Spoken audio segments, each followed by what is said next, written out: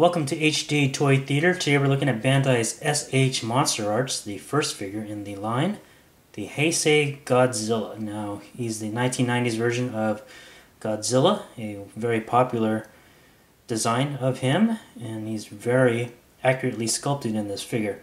This figure is about 6 inches tall, but lengthwise he's 15 inches long, so it's pretty impressive in terms of that number. Now let's take a closer look at this figure and see what he has to offer.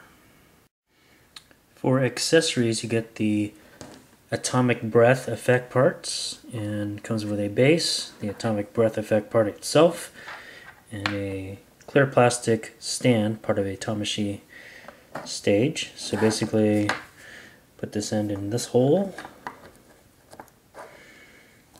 and on the other end of the peg you want to match up the peg here with the hole right there.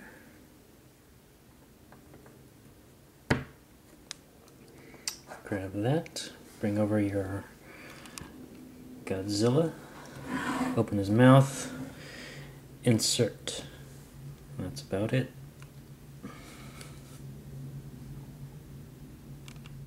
Now his sculpting and detail is phenomenal. The scaling is crazy. There's a nice texture to it. Very flat colors. The spikes on his back are beautifully painted.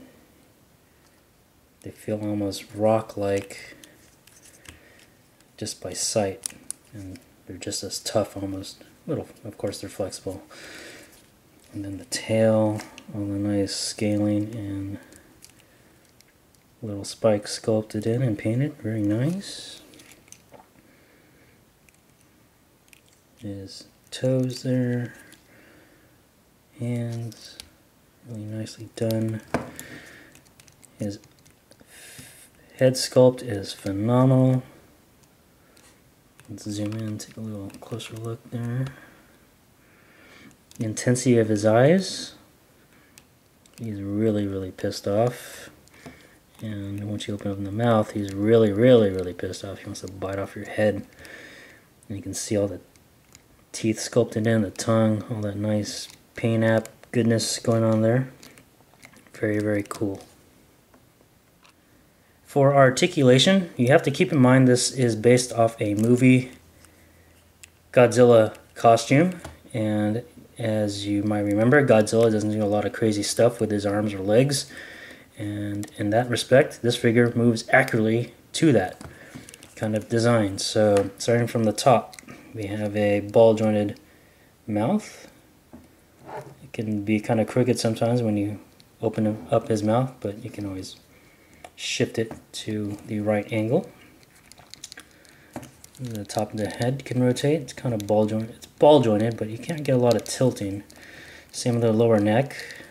You have an extra segment of flesh here to hide the articulation gapping there. And sometimes parts come off, especially with my left hand here. We'll ignore that for now. Ball jointed wrist here. Ball jointed double knees or elbows, double jointed. So it looks like I can bend it and rotate it to bicep swivel, ball hinged arms, ball jointed waist. You can't really rotate it easily because of the way he's sculpted. Kind of a flaw in this figure. Ball jointed upper legs. Again, tough to articulate, even though you can rotate it. It's tough to do because of the way he's sculpted. Double jointed knees. That's very cool. And a ball jointed foot. And you can actually rotate it here at the bottom of the lower foot. You have another swivel, 360 swivel, so it's kind of unique. He has a lot of articulation points. Now his tail is comprised of ball joints galore, and each tail tire, which I'll call these things, is pretty much individual, except at the very end it's kind of a solid right here. Got tons of ball joints, so you can really bend this guy to your heart's content and really enjoy the cool articulation that Bandai came up with for this figure. Final thoughts on this figure, definitely one I'll recommend. It's very pricey, about 70 bucks. You can get it on Amazon, Big Bad Toy Store, to name a couple of places. It's a good quality figure, good weight, beautifully sculpted, paint apps are phenomenal. The atomic breath effect part is nice, a good addition to this figure. So I think it's really for a Godzilla fan. Now, it does have its faults with the articulation, but other than that, it's a good figure, and I really have no other complaints other than that. So, hope you guys enjoyed this review. Hit like, dislike, and or comment. Check out my other videos, and until next time, we will see you then.